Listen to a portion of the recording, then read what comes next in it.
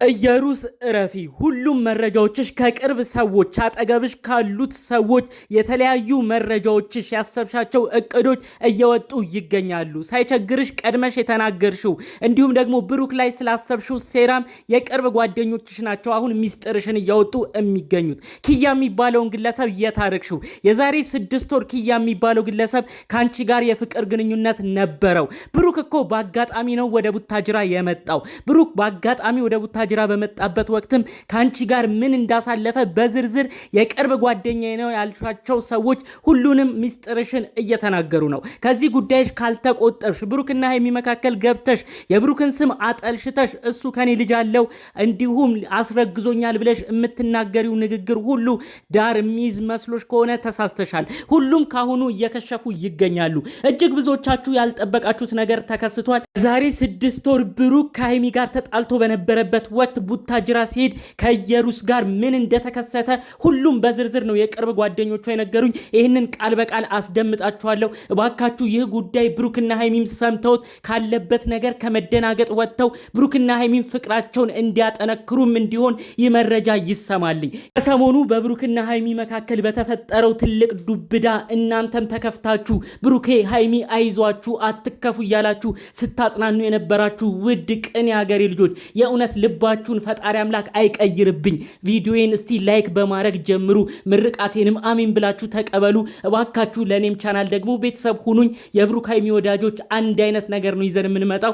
ስለዚህ እባካችሁ እኔንም ሰብስክራይብ በማድረግ ቤተሰብ እንድትሆኑና ሁሌ የምለቀው ቪዲዮ እንዲደርሳችሁ ይሁን። ቀጥታ ይዤ ወደ መጣሁት ዝርዝር መረጃ አመራለሁ። እንግዲህ በብሩክና ሀይሚ መካከል የመጣችው ልጅ በጣም ከባድ ልጅ ነች። ብዙዎችም ደንግጠዋል። የመጀመሪያ ሰሞን ምናልባት ብሩክ ሳያውቀው ሴት ልጅን በድሎ ይሆን ወይ ምናልባት ይህ ልጅ ሳይታወሰው ከዚህ ግለሰብ ጋር ተኝቶ ይሆን ወይ ብሎ አንዳንድ ሰዎች ጉዳዩን ቆም ብለው በማሰብ እስቲ ምናልባት ይቺ ልጅም እውነት ይኖራት ይሆናል እያሉ ሲጠራጠሩ የነበሩ አሉ። ታዲያ የብሩክ አዝማሚያ ደግሞ አሁን ሁሉ ነገር ብዥ እንዳለበት ነው። ግልጽ አድርጎ ምንም አልተነካካንም ብሎም አልተናገረም። ብቻ ወንድማችን ግራ የገባው ስሜት ውስጥ እንዳለ ተረድተናል ማለት ነው። ከዚህ ጉዳይ ጋር ተያይዞ ነው ታዲያ የቅርብ ሰዎቿ በዝርዝር ስለዚህ ግለሰብ የተናገሩት። ታዲያ ምንድን ያሉኝ ይቺ ልጅ እኮ ቀድማ ስትዝት ነበረ፣ እስቲ ተመልከቱ እያለች በስልኳ ሁሉ የነብሩክን ቪዲዮ አምጥታ ታሳየን ነበር ነው ያሉኝ ጓደኞቿ። ታዲያ ጓደኞቿ ቃል በቃል ቀጥለው ምንድን ያሉት እነዚህ እንደዚህ የሚሆኑት በዩቲዩብ የሁሉ የሚታዩት ብሩክና ሀይሚ እኔ ነበርኩኝ በሀይሚ ቦታ መሆን የነበረብኝ። ብሩክ እኮ የኔ ፍቅረኛ ነበረ፣ እሷ ነች አሁን ይዛው የሁሉ ነገር የሚታዩት፣ እሷ ነች ዛሬ እንደዚህ የምትንቀባረረው፣ እንዲህ መንቀባረር የነበረብኝ እኮ እኔ ነበርኩ ብላ ስትዝት ነበር ብለው አስቀድመው ነግረውኛል። ከመዛትም አልፎ የዛሬ 6 ወር ሁሉ ከሷ ጋር እኮ ተጣልቶ እኔ ጋር ሁሉ መጥቶ ነበረ። በጣም ተናዶ በተለይ ከሀይሚ ጋር መጣላቱንም አንስቶ በጣም በሁኔታዎች ሁሉ ተናዶ እየጠጣም ነበረ። ታዲያ ያ መጠጣት ስሜቱ ወደ ስካር ሁሉ ተቀይሮ ነበር ነው ያለችው።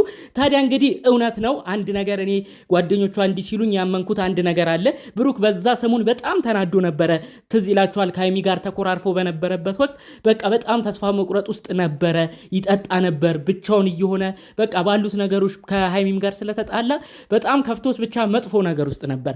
ታዲያ ይህ ወንድማችን ይህችን ግለሰብ ባገኘበት ወቅትም በንዴት ሆኖ ሲጠጣ እንደነበረ ይቺው ግለሰብ ለጓደኞቹ አውርታ ነበር። ታዲያ ምን አይነት ሲስተም ተጠቀመች ኢየሩስ የተባለችው ከባድ ልጅ?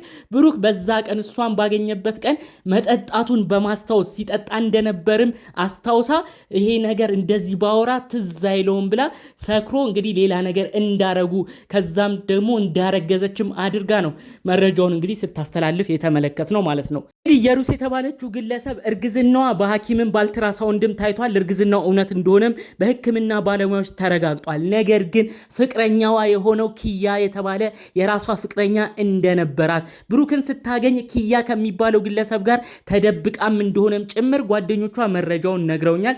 ይቺ ልጅ እኮ ከባድ ልጅ ነች። ብሩክና ሀይሚ ልትለያይ ነው የመጣችው። ሲጀመር ፍቅረኛ ነበራት። ኪያ ከተባለ ግለሰብም እንዳረገዘች እናውቃለን።